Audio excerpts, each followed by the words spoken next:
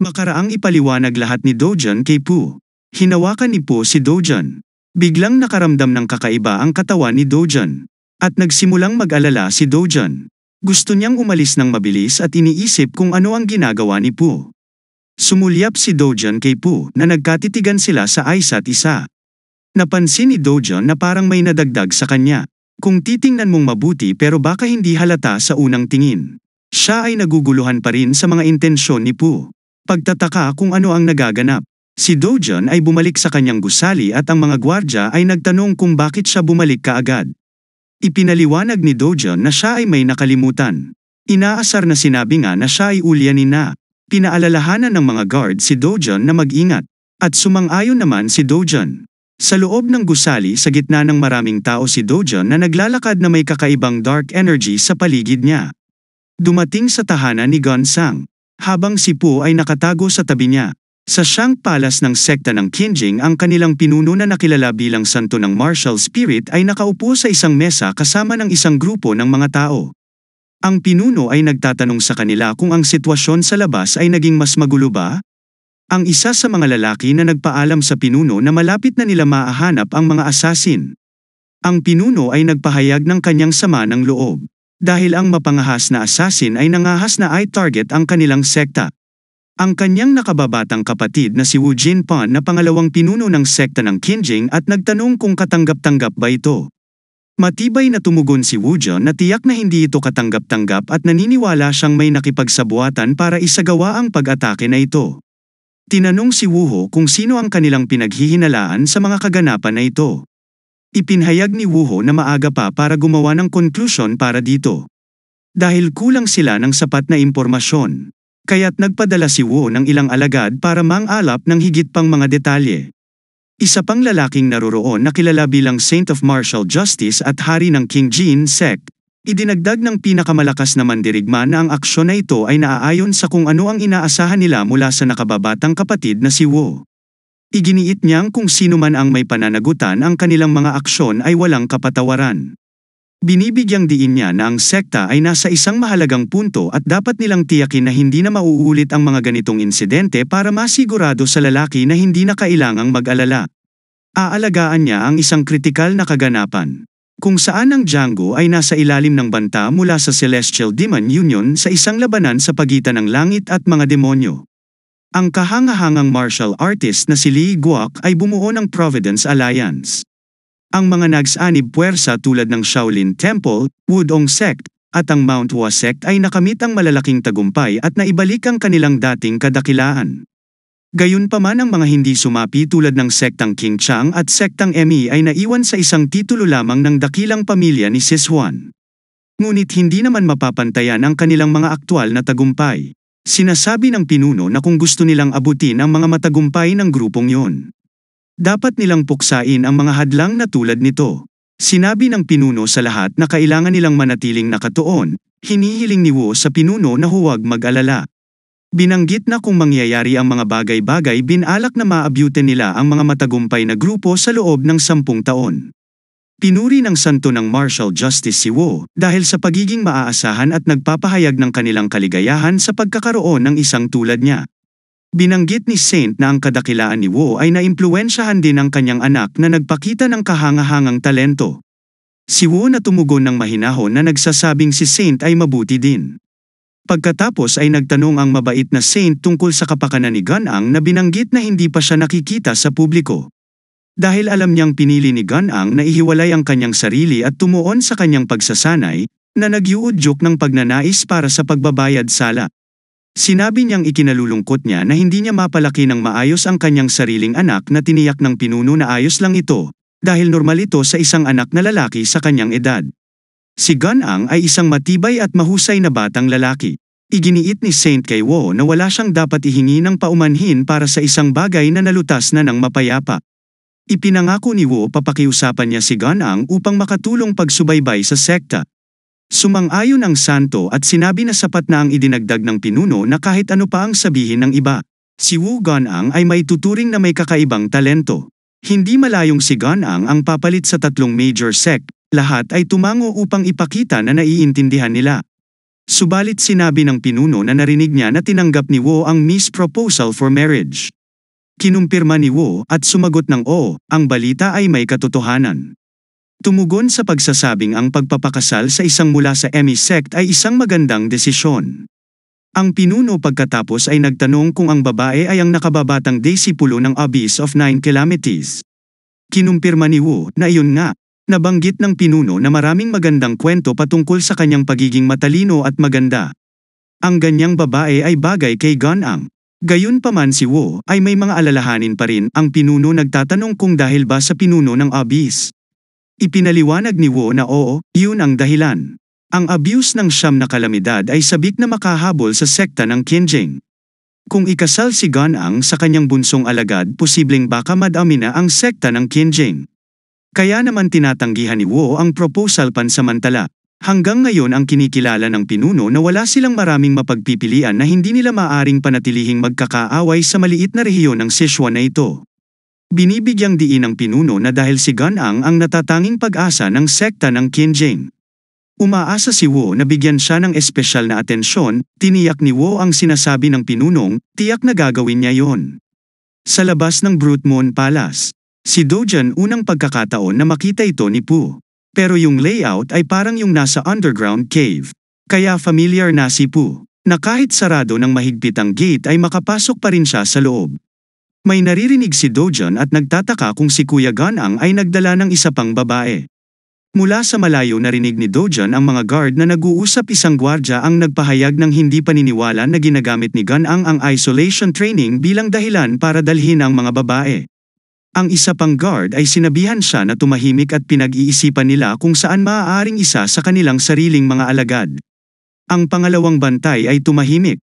Ang unang gwardya na nagbabala sa kanya na huminto sa pagsasalita upang maiwasan ang gulo. Nagulat si Po sa pag-iisip na si Gan-ang nga ay nagdadala ng mga babae dito.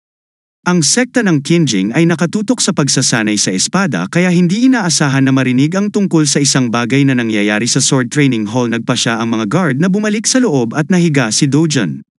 Lumabas si Po mula sa kanyang anino na sumasalamin na kahit saan ka pumunta na malamang na may isang tao na iba ang hitsura sa labas niya. Ngunit may ibang kalikasan sa loob ng gabing iyon. Nakatayo si Po sa labas ng tirahan ni Wu Sang Gan-ang. Habang papasok siya ay napagtanto niyang wala si Gan-ang, hindi rin siya lumabas at wala siya sa taas. Tinukoy ni Po na ang tanging posibleng lugar na natitira para sa kanya ay ang kanyang isolation room. Pinapanood ang lalaki habang natutulog kahit sa malayo. Masasabi niyang ang lalaki ay si Wu Sang Gan-ang. Naiintindihan ni Po na si Gan-ang ay higit na mataas kaysa sa captain ng Blood Shadow Group. Napagtanto ni Po na si Gan-ang ay nasa ibang liga. Pero si Pu ay naglabas ng lubad sa kanyang bulsa at alam niyang sa kabila ng kanyang kakayahan ay tao pa rin si Gan-ang. Kung tamaan ni Po sa anumang parte ng katawan si Gan-ang ay maaari rin itong mamatay katulad ng iba. Tahimik na ibinaba ang lubad at ipinulupot ito sa saleeg ni Sang Gan-ang. Napadilat ang mga mata ni Sang Gan-ang. Bago siya makapag-react si Pu ay hinayla na ang lubad. Naging sanhi ng Gan-ang na mahirapang huminga sa pagkasikal. Ngunit si Gan-ang ay mabilis na nagawang putulin ang lubad. At bumagsak muli sa lupa. Si Gan-ang ay humiling na malaman kung sino siya. Habang naghahanda para sa susunod na atake, lumaban sa pagbunot ng dalawa sa kanyang mga sandata at pagtatangkang umatake nang mabilis ni Pu. Gayunpaman, napigilan ni Gan-ang ang pag-atake ni Po sa isang simpleng pagtaas ng kanyang dalawang daliri. Gamit ang malakas na puwersa, dahilan upang tumilapon si Pu. Ginagawa ni Po ang lahat ng kanyang makakaya upang ipagtanggol ang sarili. Gamit ang lahat ng kanyang kapangyarihan. Ngunit ito ay napakalakas sa pakiramdam niya ay maaaring mahimatay siya sa pagkakataong ito. Si Pu ay namangha din na may kayang gawin ito gamit ang mga kamay. Napagtanto na hindi niya maaaring ipagpatuloy ang mga pagharang sa ngayon. Kailangan ni Po na makahanap ng paraan para makaalis sa sitwasyong ito ng mabilis. Sinusubukan ni Po na muling umatake. Tinanong ni Gan-ang kung sino nagpadala sa kanya. Nag-iisip si Gan-ang. Huminto at nagmumungkahi na baka ito ang ama ng babaeng iyon na nalilitong tanong kung sinong babae. Nag-aaral ng martial arts ang madaling dumating kay Gan-ang at pinuri siya ng lahat bilang pinakamahusay. Ngunit hindi ito naging kasiya siya bilang simple. Naisip din ng isang batang babae na siya ay kamangha-mangha na naging dahilan kay Gan-ang upang maging interesado sa mga babae.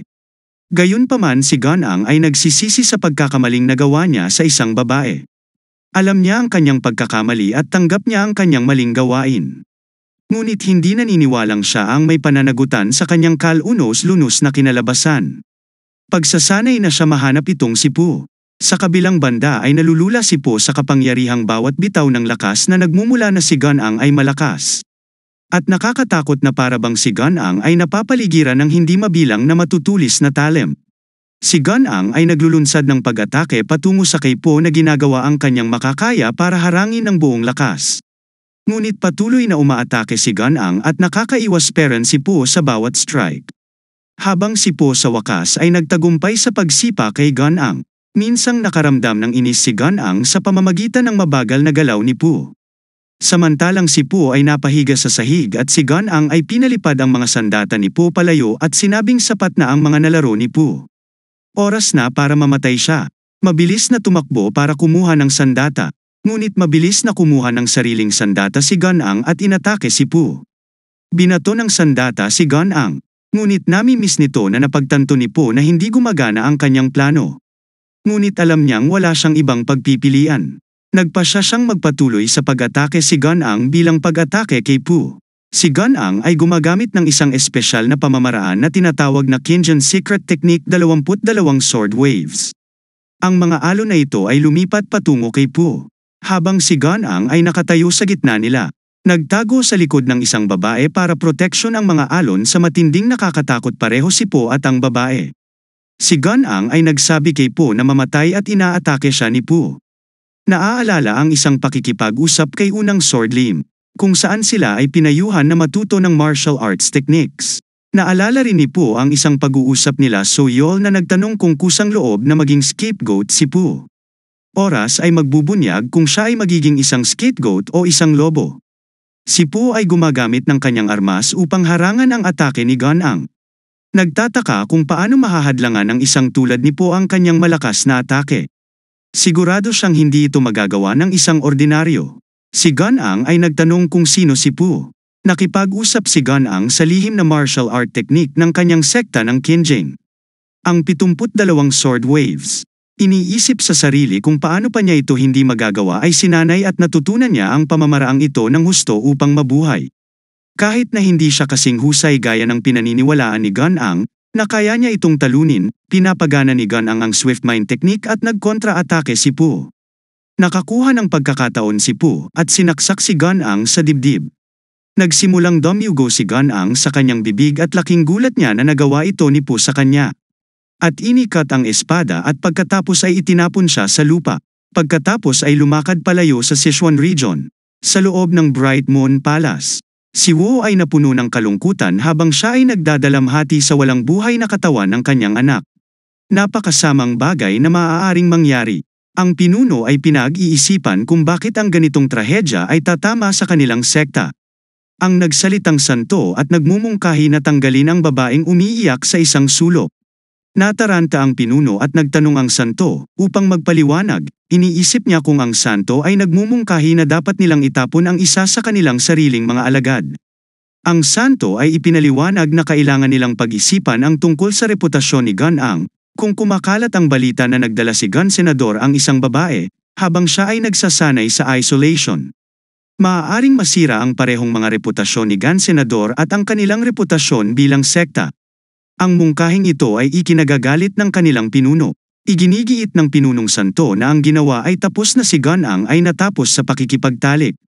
Masisira ang reputasyon kung hindi sila gagawa ng aksyon. Naniniwala ang santo na may nag-hire sa assassin na mapapakinabangan nila kung matalo si Ganang at ang sekta ng Kinjin. Dapat nila itong pigilan. Nangyayari ang kahit ano paman. Lumapit ang isang lalaki at sabihin sa pinuno na hindi nila dapat gawin.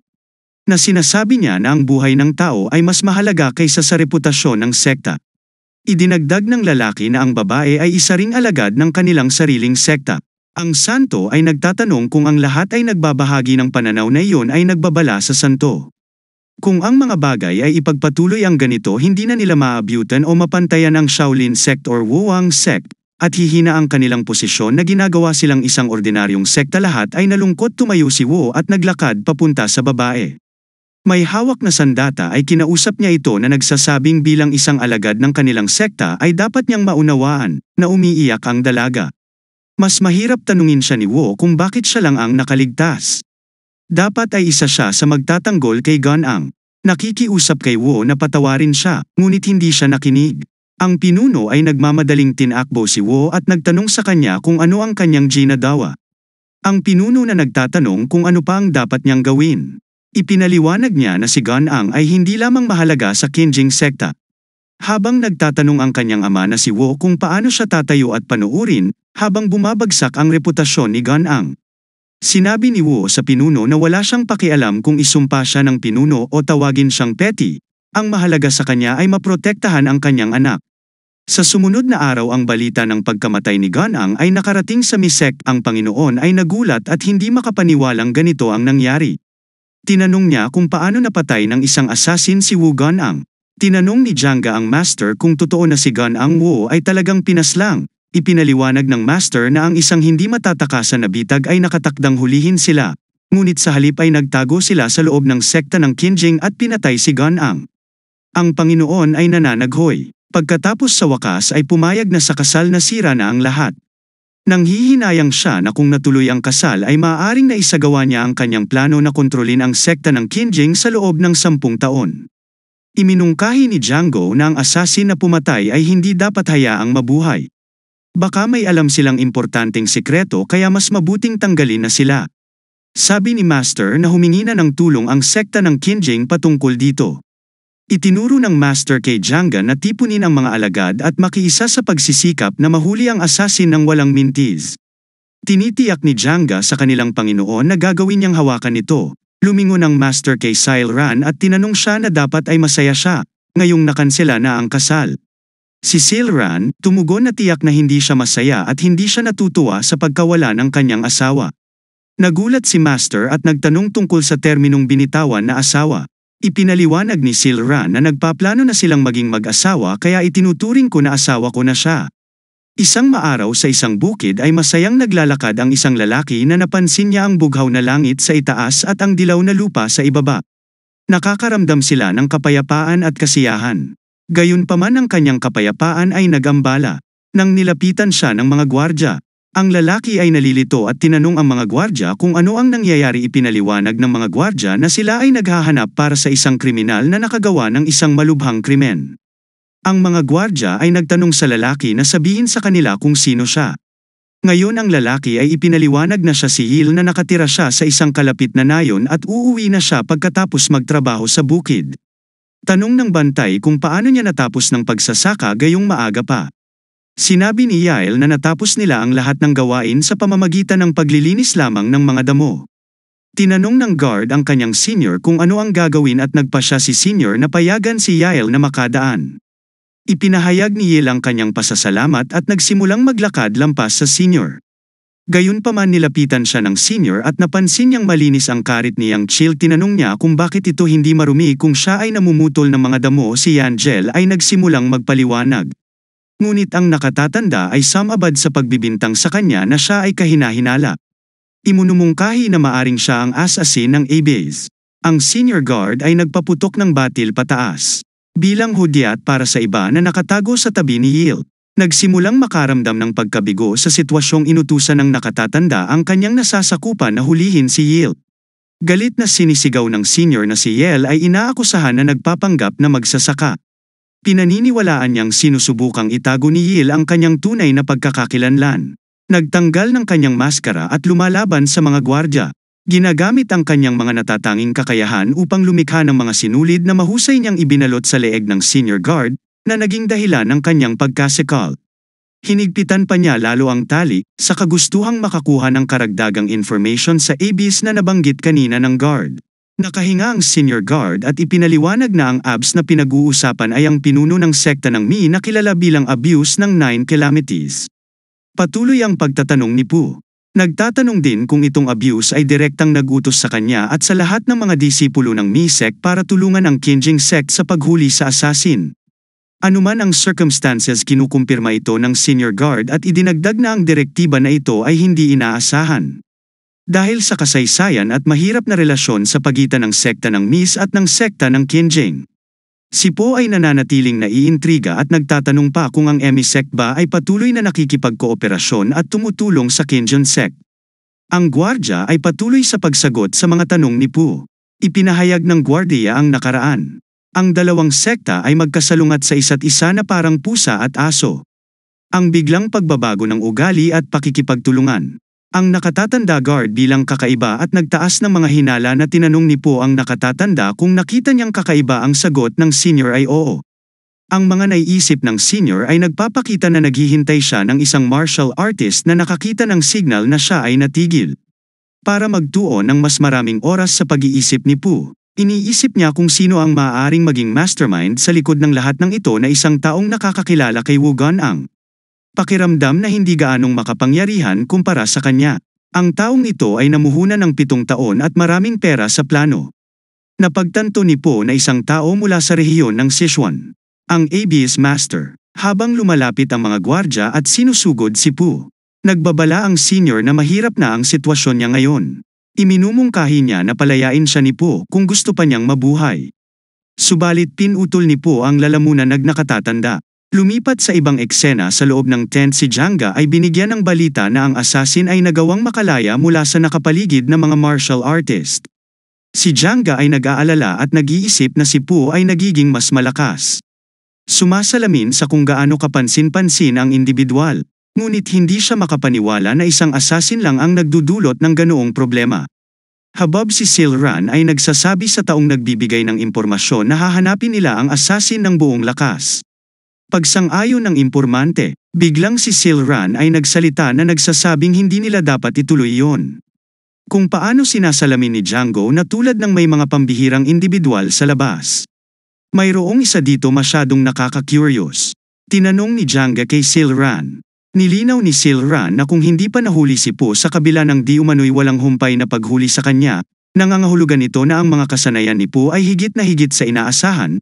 Naniniwala siya na kung mananatili silang humahabol sa kanya sa kawalan, sila ay palaging nasa alanganin. Inalam ni Jiang na kung ano ang tumakbo sa isip ni Silran. Nagmumungkahi pagkatapos si Silran na inaasahan na nila ang susunod na galaw ni Po. Inaasahan ni Janga ang nais ipahayag ni Sil. Nangangahulugang alam niya kung saan pupunta si Po. Hihintayin na lang siya doon. Sinagot ni Silran na merong idea si Po sa kanilang lokasyon. Kung tutuusin ay dapat ay napagod na ang assassin. Ngunit sa malamang ay panandaliang na nagkukubli lang siya sa isang lugar kung saan siya lumaki at sinanay bilang assassin sa mahabang panahon. Nagtanong si Janga kay Silran kung ang tinutukoy ay ang posibilidad na babalik siya sa dating tahanan. Si Sil ay nagpapatunay sa kanyang palagay batay sa ang kanilang pagbabawas sa lokasyon, kung saan ang mga assassin ay sinanay ng Blood Shadow Group ay malamang na ang assassin ay nasa malapit sa Bagtang. Sinabi ni Janga na mayroon silang maasahang impormasyon na ang lugar na ito ay tumatanggap ng malaking halaga ng mga supply na hinahangaan ni Sil ang intelligence ni Janga. Kinikilala ang kanyang punto at sumang-ayon na sundin ang kanyang diskarte. Ang kanilang susunod na hakbang ay ang tumungo sa Bagtang at metigang hintayin ang pagdating ng assassin doon. Habang ang mga gwardya ay sumakay sa ang kanilang mga kabayo at desidido sa kanilang pagtugis kay Po. Sila ay naudyukan na hulihin siya upang maipaghiganti ang kamatayan ng nakatatandang kapatid na si Guan'ang Wu. Sa kabila ng kanyang mga pinsala, determinadong malampasan ni Po, kinilala niya ang patuloy na pagtugis ng mga gwardya, ngunit nananatiling palaisipan kung paanong pati ang Emi sect ay tumutugis din sa kanya. Bigla niyang napansin na huminto ang mga humahabol sa kanya, nagsimula siyang magtaka kung nag-give up na ba sila sa kanya o kung may iba pang nangyayari. Nasaksihan niya ang isang napakalaking pagsabog na sumabog sa likod niya. Napagtanto ni Saint ang kanyang pagkakamaling pag-unawa na ang kanyang galit ay nakuha ang pinakamahusay sa kanya at naging sanhi ng hindi sinasadyang pagsabog. Alam niyang kailangan nila ng buhay si Po. Upang makakuha ng higit pa sa impormasyon tungkol sa pagpaslang, inutusan ni Saint ang kanyang mga tauhan na hulihin si Po umaasang mabubuhay pa siya. Nang nakakakita ng ang landas na nilikha ng pagsabog, ginagamit ni Janga ang kanyang mga kapangyarihan upang subukang wakasan ang buhay ni Po. Gayunpaman, gumaan ang loob ni Saint na makitang buhay pa si Po. Pero napapansin niyang malinaw ang intensyon ng mga kilos ni Janga para patayin si Po, Si Janga ay nagtuturo sa kanyang mga tauhan na saliksikin ang bawat posibleng lugar upang mahanap si Pooh. Nag-utos siya ng masusing paghahanap na determinadong hanapin si Pooh at dalhin siya sa hustisya. Ipinaalam sa kanila ng isang miyembro ng grupo ang tungkol sa pagkatuklas ng isang pasukan sa isang basement. Nagpapahayag si Saint ng pagkasorpresa na may ganoong lugar na ibinalita ng tao sa kanila. Si Pooh ay lumilitaw at bumaba sa basement. Utos ni Saint sa lahat na sundan si Pooh sa basement. Lahat ng mga miyembro ng grupo ay nakikinig sa utos ng santo at tumuloy sa pagpasok sa basement para tugisin si Pooh. Habang si Janga na nagmamasid mula sa distansya ay nagbibigay sa kanya ng mga utos na gusto niyang bumaba ang kanyang grupo sa basement. Pati na rin ang layuning paghahanap kay Pooh. Upang wakasan si Pooh, ang kanyang mga tagasunod ay nakinig sa kanya at sundin ang kanyang mga tagubilin. Habang si Saint din ay gumagawa ng kanyang paraan para sa basement na ginawa din ni Janga. Nagtataka si Janga kung ang Blood Phantom ay inorganisa ang ganitong lugar upang sanayhin ang mga asasin nila. Baka kaya hindi nila mahanap kahit kanina pa ay dahil nagtatago sa lihim na lokasyong ito. Napansin ni Saint na ang layout ng palasyo ay kahawig ng Qinjing sect design. Naging palaisipan sa kanila kung paano magkakaroon ng ganitong lugar. Ang isang gwardya ay nagpahayag ng kalituhan at nagtanong kay Saint kung paano ito magiging posible. Napagtanto nila na ang pangunahing arkitektura ng sekta ay ginagaya dito na iintindihan nila na hindi nila maaaring balewalain ang pagtuklas na ito. Kailangan nilang malaman kung sino ang may pananagutan at tiyaking haharapin nila ang mga kahihinatnang parusa. Pinaniniwalaan nila na ang sitwasyon ay maingat na binalak sa mahabang panahon. Ang pagtatayo at pagpapanatili ng naturang lugar ay hindi ganon kadali. Nangangailangan ng suporta mula sa labas na dapat may nagbigay ng tulong at proteksyon na determinado silang alisan ang lihim ng katotohanan sa likod nito. Ang lahat ay humagalpak ng malakas na tawa si Saint, na ikinalilito ng mga gwardya, at asang ayon na dapat nga itong imbestigahan. Ngunit ang kanilang agarang prioridad ay makuha ang asasin na binibigyang diin niya. Upang mahanap si Pooh nang walang pagkaantala, ang mga gwardya ay nagsisiguro sa santo na naiintindihan nila ang kanyang mga tagubilin. Sinabi ni Janga kay Saint ang tungkol sa kanyang plano na pangungunahan niya ang pangunahing mga disipulo sa sekta upang maghanap sa ibang lugar. Binigyang diin ni Saint sa kanya na napakahalagang makuha si Pooh. Wala siyang pakialam kung siya man ay mas masaktan o masugatan. Ang mahalaga ay ibalik si Pooh ng buhay. Tinanong niya si Janga kung magagawa niya ang gawaing ito. Tiniyak niya sa kanya na ginagarantiyahan ni Saint na kung mapatay si Pooh ay labis siyang magagalit. Itinuro niya na siya ay nangahas na bastyusan ang sekta ng Qinjing. At determinado siyang tiyakin na ang taong ito ay mahuhuli at paparusahan ng naangkop. Kahit nakabilang sila sa 5 Great Martial Sect, si Janga ay tiwala na kaya niyang pangasiwaan ito. Naniwala si Janga na naghihinala si Saint sa ibang mga sekta, kaya't kailangan niyang maunahan si Saint ng Qinjing sect na mahanap ito. Naramdaman ni Silran ang isang nagbabantang krisis sa paghahanap ng lahat kay Pooh.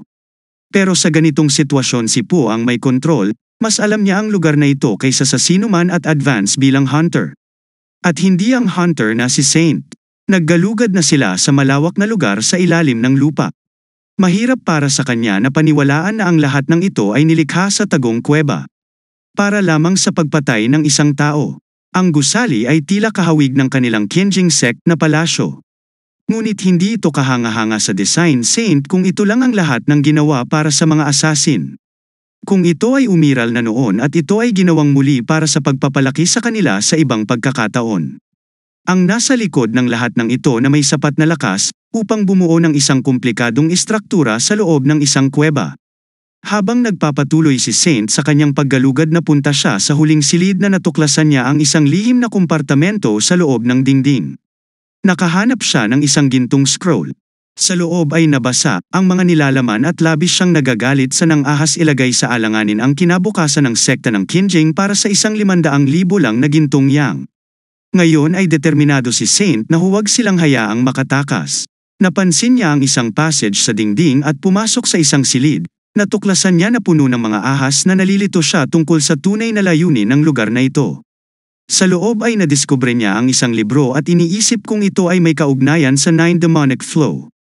Ang santo ay mausisa tungkol sa 9 Demon School. Ang grupong ito ay nawala ng napakatagal na panahon ang nakalipas. Sa panahon ng digmaan sa pagitan ng langit at mga demonyo, alam lang iyon ni Saint mula sa mga history book sa isang secret library. Ang tagasunod ng Saints ay patuloy sa paghahanap kay Po. Nakahanap sila ng mga bakas na kumain si Po ng mga butil ng bigas. Kaya naniniwala silang malapit lang siya sa kanila.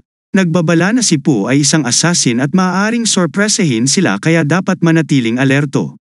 Ang isa sa mga tagasunod ay may hawak na sulo.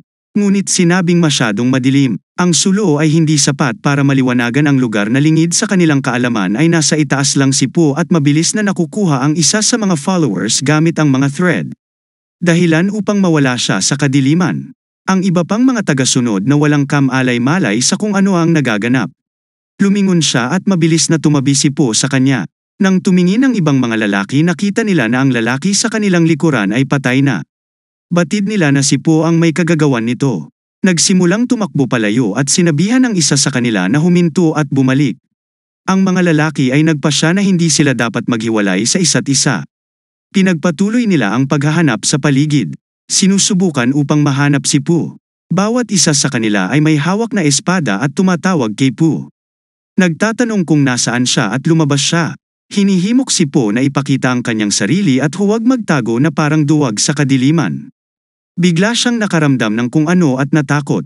Nagsimula siyang humindi. Ang ibang lalaki na naghahanap kay Po sa pamamagitan ng pagsunod sa mga bakas ng mga yapak.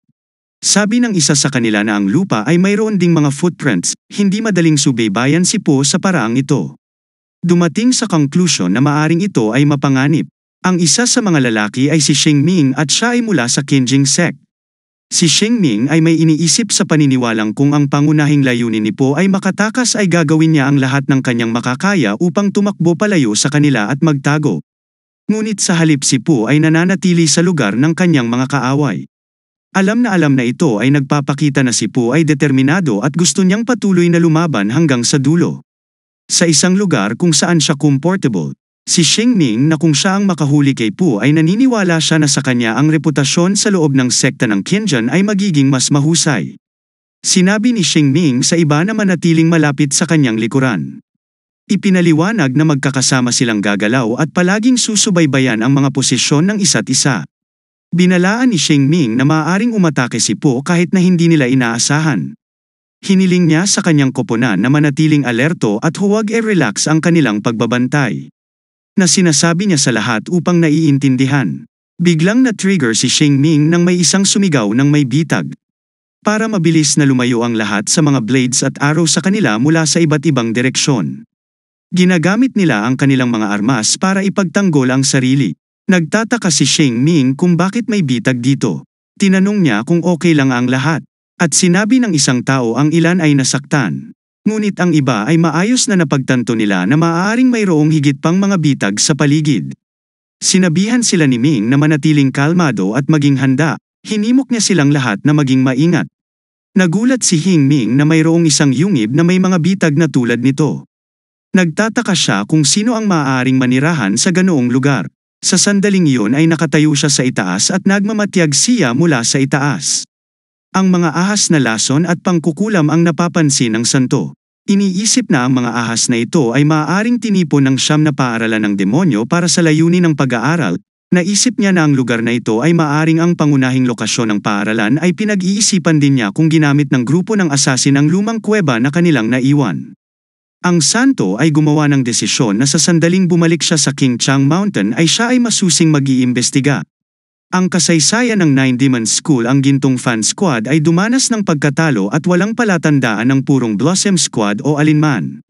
Sa gitna ng paghahanap kay Po, isang batang babae mula sa Zhangga Squad, ang maluhaluhang tinanong niya kung nasaan si Po at hinihiling pa niya na mamatay na siya. Humakbang si Zhangga at napayakap sa babae at sinabi sa kanya na ayos lang. Ang ibang mga babae sa grupo na ipinaalam kay Zhangga na si Po ay wala sa kung saan-saan. Ang kanyang kinaroroonan ay ganap na hindi kilala bilang tugon ni Zhangga para sa lahat na manatiling kalmado at iwasang magpadala sa takot. Sinabi niya na si Po ay nasugatan ay malamang na hindi makagawa ng madali ang aksyon. Pinayuhan ni Zhangga ang mga babae na manatiling nagkakaisa at huwag maghiwalay. Si Po ay nagdagdag ng kasunduan sa pag-aakalang kung maantala siya ay malalagay siya sa pagkadehado. Dahil sa kanyang mga pinsala at lumiliit na oras. Sa pagkakataong iyon ay nagdesisyon si Po na tapusin na ito. Mabilis na tinitigan ni Janga si Po at hinahamon siya na sumisigaw na hindi siya magkakaroon ng pagkakataong atakihin siya nito. Gamit ang kanyang mga espesyal na kakayahan. Ngunit si Po ay sinubukang ipagtanggol ang sarili. Humakbang siya pasulong kay Janga at mabilis na isinuot ang dalawang daliri sa mata ni Janga. Dahilan para lumabas ang dugo. Tinakpa ni Janga ang kanyang mata gamit ang kanyang kamay at galit na pinagalitan ang mga aksyon ni Po kay Janga. Ginawa niyang mabuti para pigilan ang kanyang attack. Si Silran ay swerteng dumating sa tagiliran na nakatutok ang sword. Tinanong niya si Po kung gaano siya kaswerte.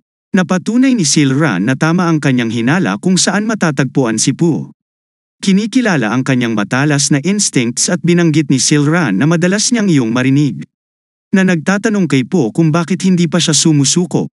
Tumugon si Po na may tanong na nagtatanong kung ang pagsuko ba ay ibig sabihin ng pagkatalo. Tumingin siya sa kanyang mga kamay na nakabalot sa threads. Gumagamit si Po ng mga thread na yon para atakihin si Silran. Pagkatapos ay binunot ang espada mula sa kanyang katawan. At tinanong muli ni Po si Silran kung ang pagsuko ay makakapagpabago sa kanyang isip. Inilalahad na hindi gusto ni Silran na hindi sana sukdulang patayin ang lahat para manahimik sila kung ang hinahangad ay hindi lang matalo si Po. Kundi tungkol sa dami ng alam niya. Tumugon si Po na alam niyang konektado ang abyss of 9 calamities sa lahat. At para siyang tunay na demonyo. Si Janga ay hamarang at sumigaw kay Silran na nagtataka kung bakit siya nag-aaksaya ng oras sa pakikipag-usap kay Po. Sinabi ni Janga kay Silran, oras na para patayin si Po. Kaagad ipinaliwanag ni Silran kay Po yun bagamat hindi niya partikular na gusto ang kanyang Panginoon, kailangan niyang maghiganti para sa batang pinuno na si Gan Angwo. Dahil sila ay engaged na, inatake niya si Po ng buong puwersa. Napagtanto ni Po na ang direktang pagharap sa enerhiyang iyon ay delikado. Kaya nagpapasya siyang umatras. Natuklasan ni Janga na naroon si Po at inihanda ang kanyang sandata upang muling salakayin siya. Na hinihiling na mamatay, lumitaw si Saint at itinigil ang pag-atake ni Janga na humihiling sa kanya na tumabi si Janga. Iginiit iyon ni Janga na kailangang patayin si Po na nagpapahayag ng pag-aalala tungkol sa kung anong uri ng pangkukulam ang maaari niyang gamitin. Kung papayagan siyang mabuhay, tiniyak ng santo kay Janga na hahawakan nila ito. Umupo siya at humarap kay Po tinatanong kung pinatay niya si Gan Ang. Ang santo ay gustong malaman kung bakit ginawa ito ni Po. Simple lang ang sagot ni Po dahil assassin siya. Binanggit ng santo na kahit namamamatay tao ay dapat masabi ng kung ano ang tama at mali. Ipinaliwanag ni Po na siya ay kinuha at dinala dito kahit labag sa kanyang kalooban noong 14 na taong gulang pa lang siya. Wala siyang kalayaan na magdesisyon kung ano ang tama o mali. Tinanong ng santo si Po kung sinasabi niya na wala siyang ibang opsyon. Sumagot si Po na ang pinalaking assassin ay hindi magkakaroon ng ganoong uri ng pagpipilian. Naiintindihan ni Saint at napagtanto na si Po ay hindi interesado sa pagbabago. Napansin ni Saint na ang mga mata ni Po ay nagpapakita ng maraming galit na pinaniniwalaan nilang si Po ay maaaring maging isang magandang bagay kung siya ay pinalaki ng iba. Ang santo ay kinuha ang isang gintong scroll. Napansin ni Po at nagtanong kung nakita niya ang hinihiling sa kasunduan. Na sinasabi ng Saint na parang alam na ni Po ang tungkol dito. Tinanong niya kung alam ni Po kung sino ang nagpadala ng kahilingan na gustong malaman ng santo kung sino ito. Ibinahagi niya na may ideya siya kung sino ito. Nagtatanong sa santo kung ang dahilan ng pagpigil niya sa iba para patayin siya. Dahil iniisip din niya ang parehong tao. Nagsimulang tumawa si Po ng malakas. Si Shengming at ilang iba pang lalaki ay pumunta kay Saint. Nag-aalala si Shengming at nagtanong kung okay ang santo. Ang santo ay tumugon na hindi niya makita ang ilan sa mga bata. Humingi ng sorry si Shengming at ipinaliwanag na ang mga batang iyon ay nahuli sa bitag ni Po. Ipinikit ng santo ang kanyang mga mata saglit at saka muling binuksan ang mga ito. Kinausap niya si Po na nagsasabing ang mabilis na kamatayan ay napakabuti para sa kanya. Hinawakan ng santo ang binti ni Po at kinaladkad siya na nagsasabi sa kanya na magdusa bago siya mamatay. Gustong iparamdam kay Po ang sakit na mas malala pa kaysa sa impyerno, naniniwala ang santo na ito, ang pinakamaliit na paraan para makabawi si Po sa mga buhay na kanyang kinuha. Habang hinihila si Po iniisip niya ang tungkol sa pagbabayad sala at nagtataka kung sino ang makakabawi sa 7 taon na nawala sa kanya.